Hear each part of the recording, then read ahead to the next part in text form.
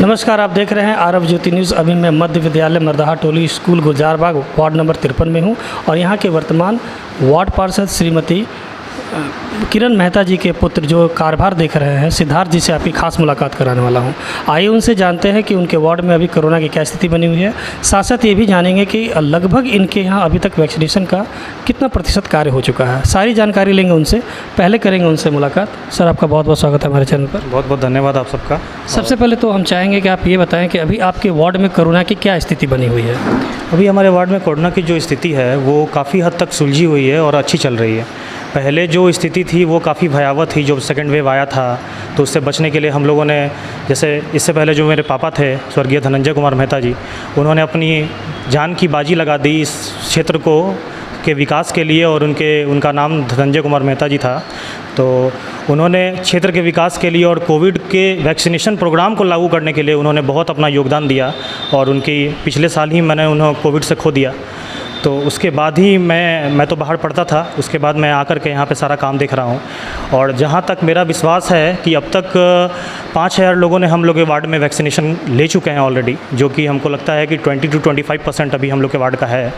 तो इसमें बहुत तरह का केस है। हम लोग के वार्ड में 3 अभी परमानेंट सेंटर चल रहे हैं, जो कि जिसमें से 2 तो हमेशा चलते हैं। जैसे FNX अकेडमी है, एक UPSC आलमगंज जो परमानेंट सेंटर है हम लोग का, उसका जो है वृहद रूप, जो वहाँ पे स्पेस की कमी थी तो हम लोगों ने DM सर के माध्यम से, जो DS सर के सहयोग से, उनको हम लोग ने FNS अकेडमी में शिफ्ट किया।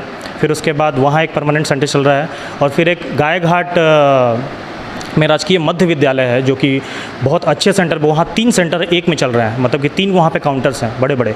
उनका उद्घाटन माननीय हम लोग के विधायक जो स्थानीय हैं श्री नंद किशोर यादव जी ने किया था।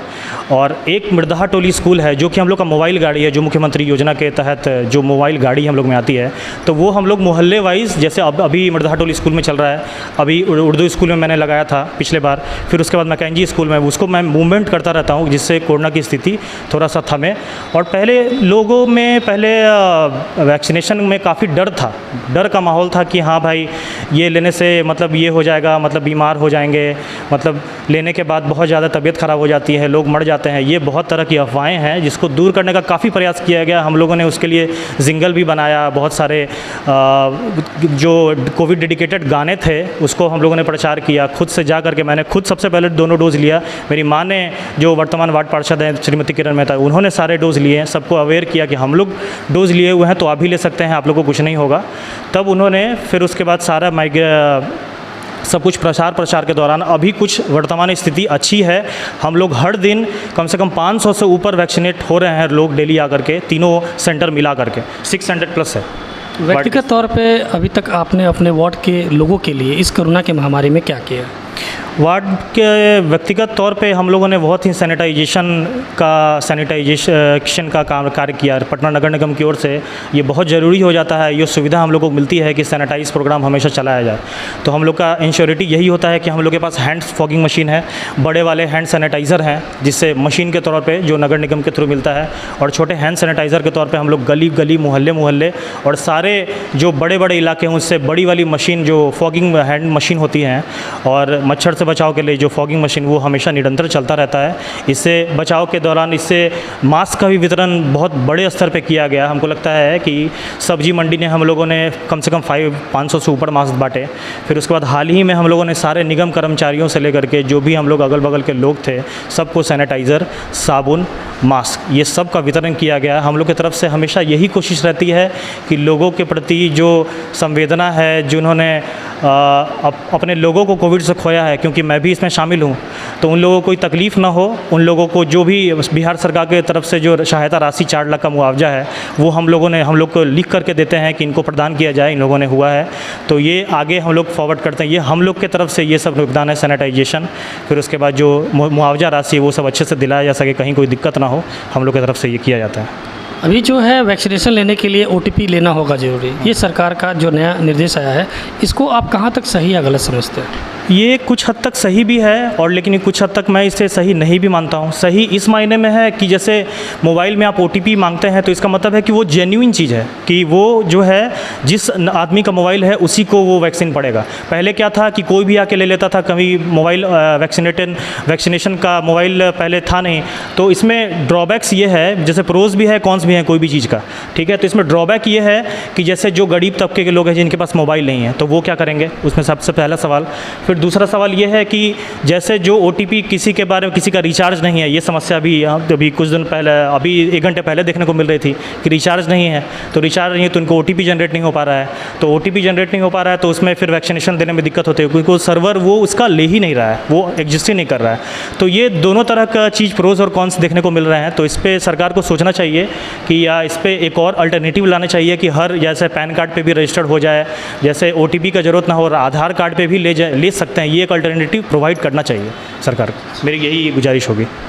अभी जो है कोरोना का थर्ड फेज़ आ गया है और लॉकडाउन को ख़त्म कर दिया गया है। ऐसी स्थिति में आप अपने वार्ड के लोगों को कैसे सतर्क रहने के लिए सुझाव देंगे?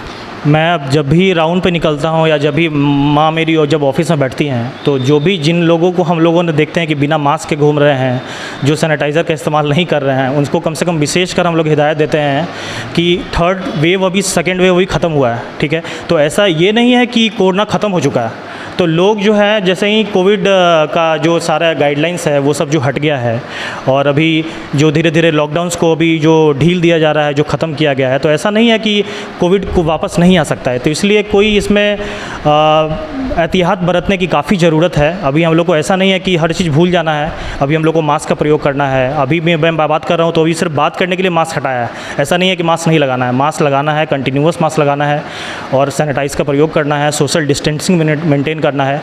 और यही सब अभी जब तक के लिए ये सब प्रॉपर कोविड मुक्त नहीं हो जाता है हम लोग का भारत, हम लोग का स्टेट बिहार, तब तक के लिए हम लोग इसको नहीं अछूते कर सकते हैं। इस हम लोग को पूरा गाइडेंस का फॉलो करना पड़ेगा और हम लोग इसके लिए एकदम प्रतिबद्ध हैं किसी भी हाल में। हमारे साथ बने हुए थे सिद्धार्थ जी, जिन्होंने कहा है कि लोगों को ये बात समझाने की कोशिश की है कि अभी तक लॉकडाउन खत्म हुआ है, कोरोना नहीं खत्म हुआ है, लोगों को दूरी बनाना चाहिए, मास्क पहनना चाहिए, ज़रूरत पड़ने पे घर से बाहर निकले। साथ साथ इन्होंने सरकार को भी एक सुझाव दिया है कि जो अभी OTP के लिए का जनरेट करके जो वैक्सीनेशन लेने का है उसको अगर बदल करके आधार कार्ड के माध्यम से किया जाए तो ज़्यादा फ़ायदा होगा। हमारे साथ बने रहिए सर, आपका बहुत बहुत धन्यवाद। थैंक यू, बहुत बहुत धन्यवाद।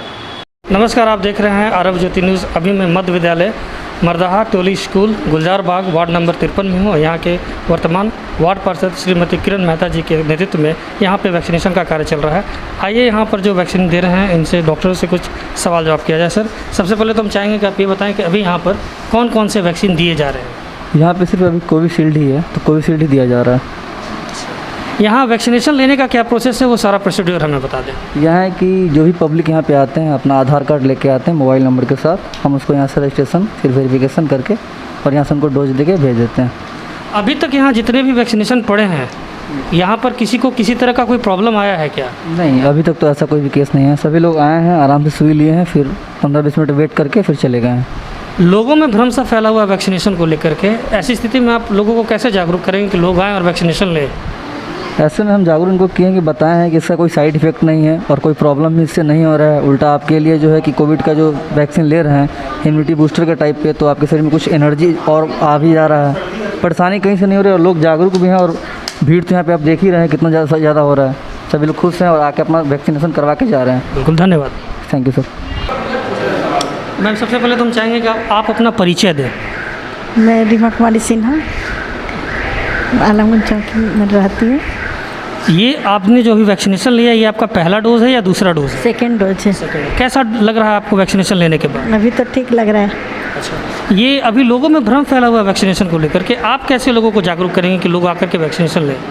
नहीं, ऐसा तो कोई बात नहीं है, लेना चाहिए injection. Thank you.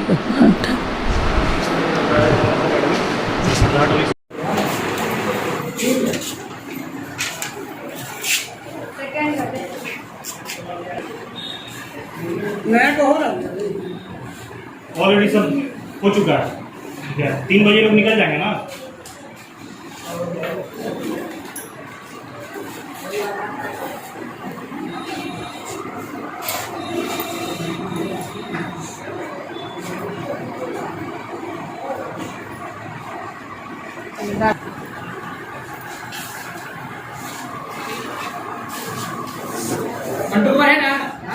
Mantu Kumar हाँ हाँ चलिए आइए।